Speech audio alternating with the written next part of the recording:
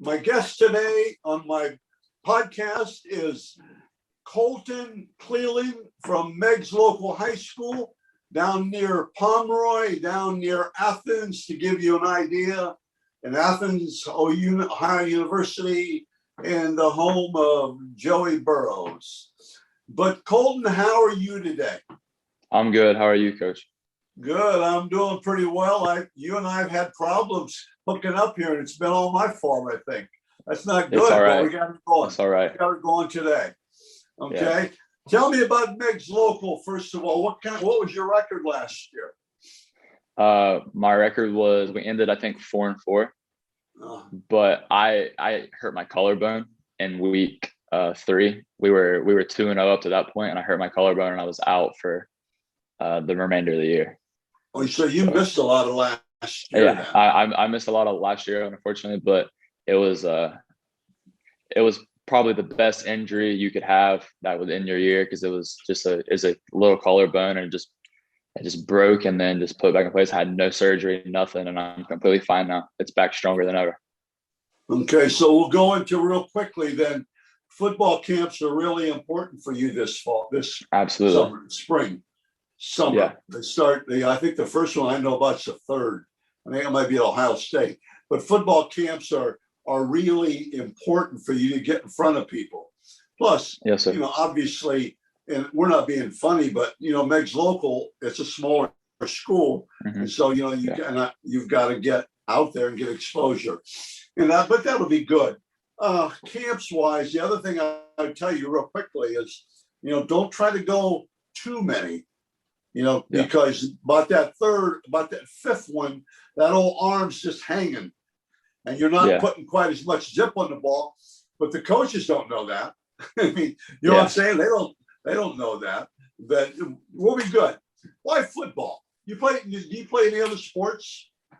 Yes, I play basketball, and I played both basketball and football my whole entire life. But football's always been the main thing for me. I was just drawn to it since I was little. When I was born, I was in the crib at the hospital. A little football was placed in my crib, so I guess it's just always been a part of me. Well, that's really good. That's really good. Basketball. Tell me about basketball. You play point guard. No, you're probably 2. You the point or the 2 guard? I played my freshman year. I played more of the 2 because we had a senior point guard. But then as my sophomore year, I stepped into that point guard, more like a leader role. And then last year too, I played point guard. That's really good. That's good. But what are you, Coulter? You 6'1", 6 foot, 190. What are you size wise? I'm 6'1.5", 196. Good. So that's good. And you run pretty well. Okay. Why football? You've already told me that, but why else? What do you like about football? What makes it special? Football is different than any other sport, and the fact that it's more of a team thing. Like you have 11 dudes in the field at all times. You have sometimes a 53-person roster. You have to work as a team. Like one person in basketball, for example, can go off, have 45 points by himself, can win you a game. If you don't have an 11-person unit on the field at a time working together, you can't win. That's for sure.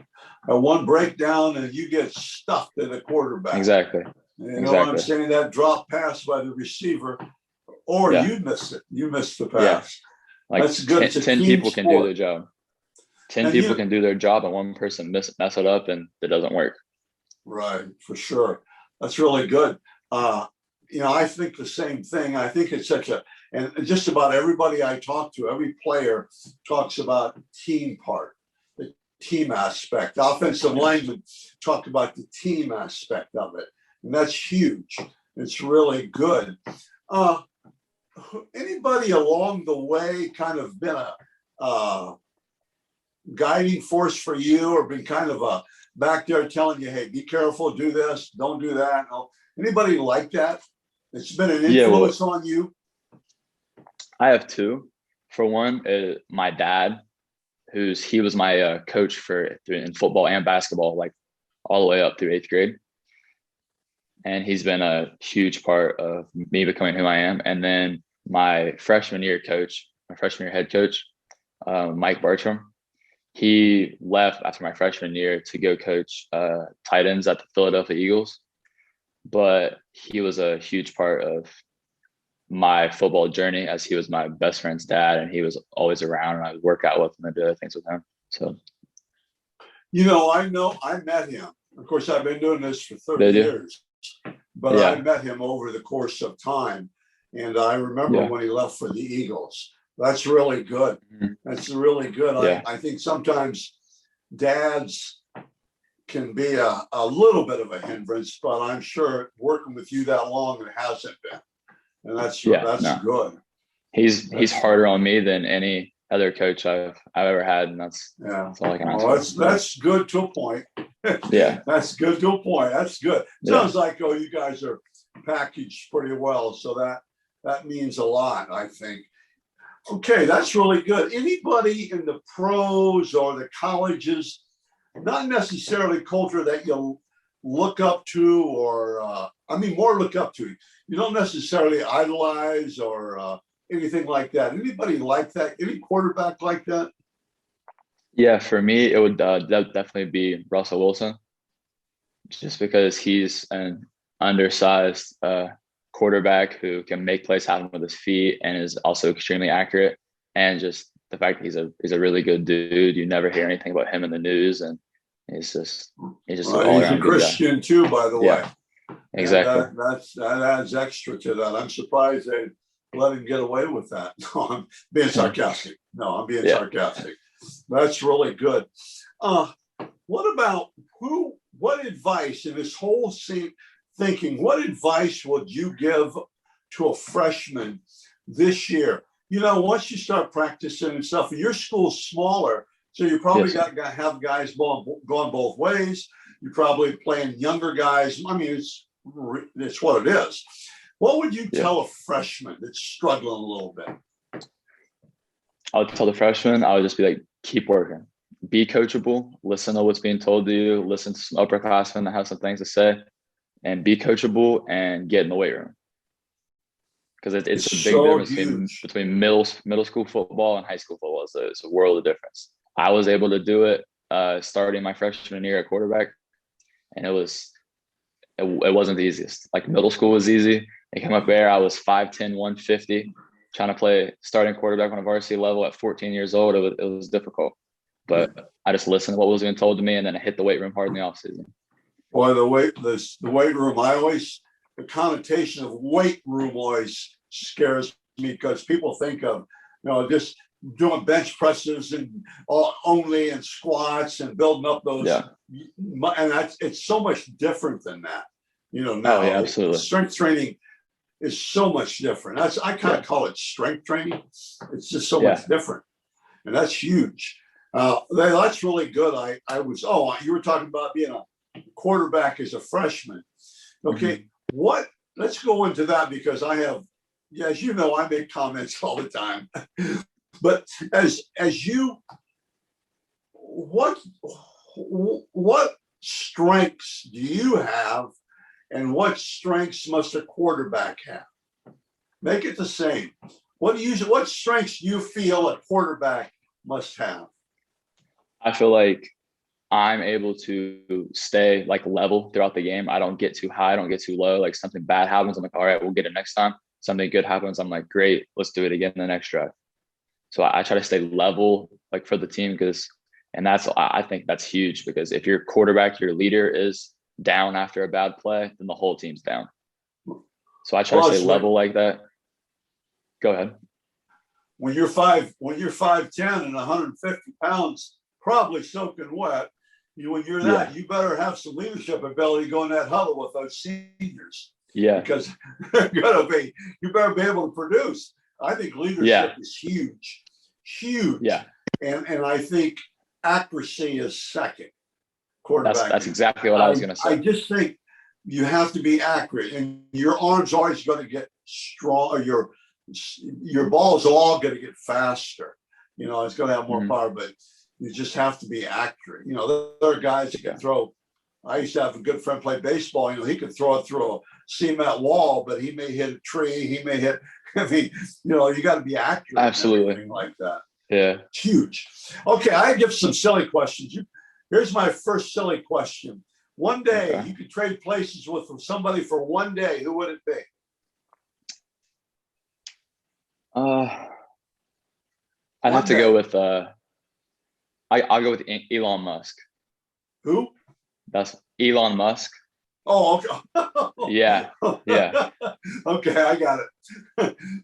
Needless to say, I don't have to ask you why, right? Yeah. I mean, it'd be so cool to work on spaceships and work on Teslas. And he's brilliant. He's an absolute genius. Just to see how his brain works, all the ideas that are flowing through, it'd be amazing. That's really good. Okay, good. A good answer. Okay, what's the let's go back to quarterbacking. What's the biggest thing you have to work on? For me, like I think you mentioned at the beginning, was alignment. Like if my feet are set and I'm aligned to where I'm trying to throw, I throw infinitely better than when if I let my mechanics slip away and I don't get lined up or I overstride or something like that. That's when I'll have some occasional misses. And if I clean that up, then I'm pretty good. It's not hard to clean that up at all, I don't think, overstriding and stuff. But your release, your motion and all that stuff. I only saw the highlight film, but it looks really good. And plus, I told you, the other thing I like is that you can roll to your left and still have a fairly amount of, you're not going to be like rolling to the right, obviously, but you can still get it there.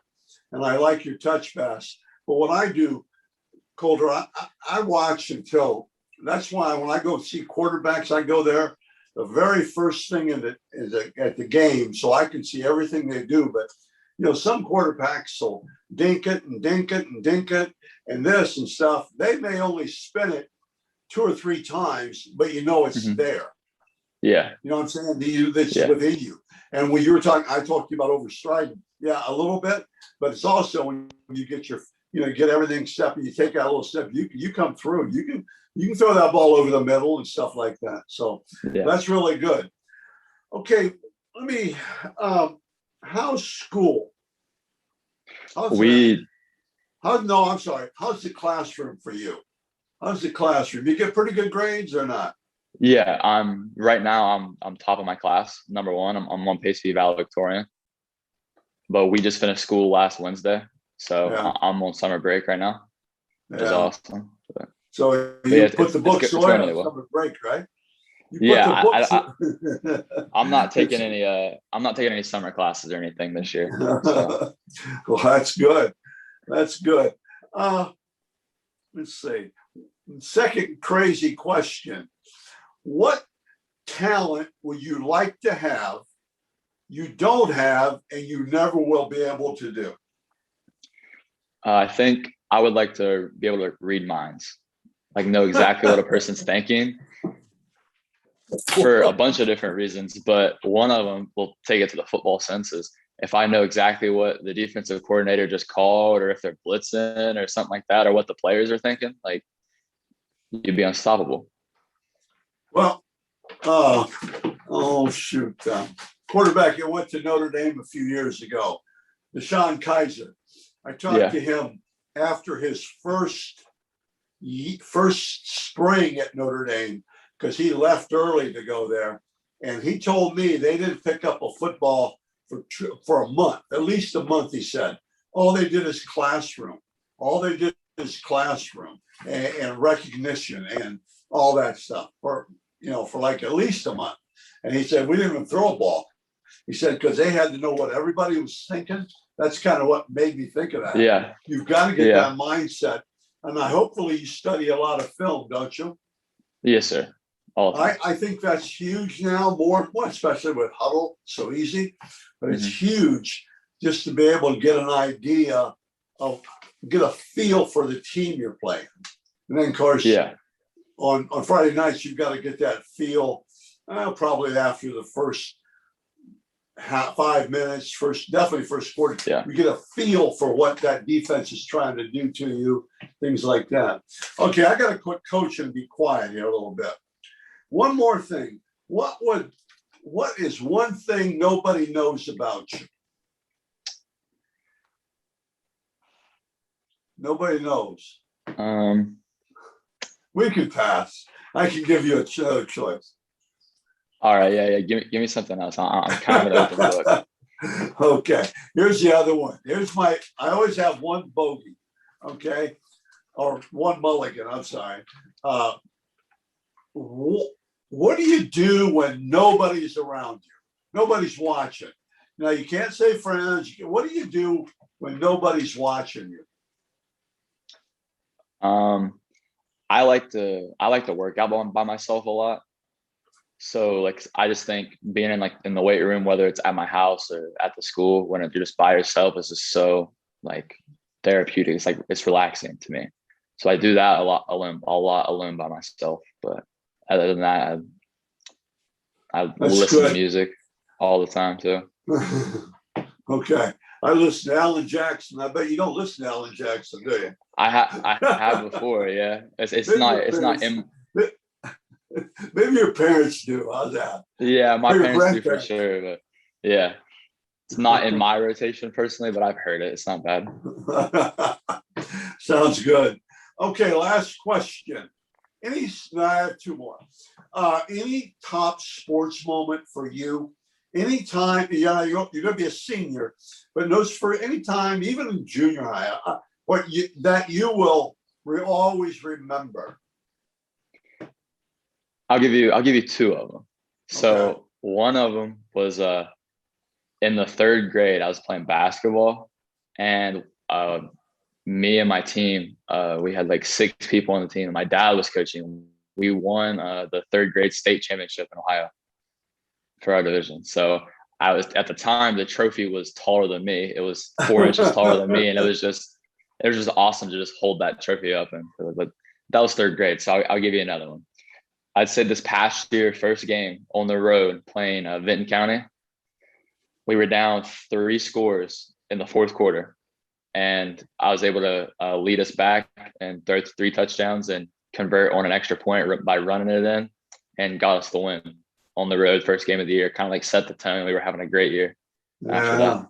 That's really good. That's something you do remember. Yeah. You do remember that. Okay, let's talk recruiting for just a minute. How is it? Now I'm sure, well, normal people don't. Normal people understand, but being where you are in Southern Ohio, Southeast Ohio, I will tell you, when I did it really serious with the college coaches and you could talk all the time, they'd say, I give you an example. They say, John, how good is this guy quarterback at Meg's? I said, I think he's pretty good. He's got to get more competition, but they say, well, he better be good because if I have to drive that far. So I guess I'm giving you that thing of if I have to drive that far to see him. And that's what, so how are you doing with recruiting so far and the camps? Let's go recruiting first. Well, I have no official offers yet, but I have a lot of interest, and I've had a lot of personal invites to individual workouts this June, and I've had a bunch of invites to camps and stuff. And I've talked on the phone with various coaches like OU, which is just 20 minutes away. I've talked to Harvard actually a lot on the phone, and Joel, I'm thinking about Joel. Yes, sir. Good friend of mine. He's a great guy. Dude. I've been on the phone with him multiple times, and he wants me to come up, and I think I'm gonna fly there. I think the 16th, and do a camp. But like as you said, being from Southeast Ohio, there's like a stigma about it, like not as much competition, kind of far away.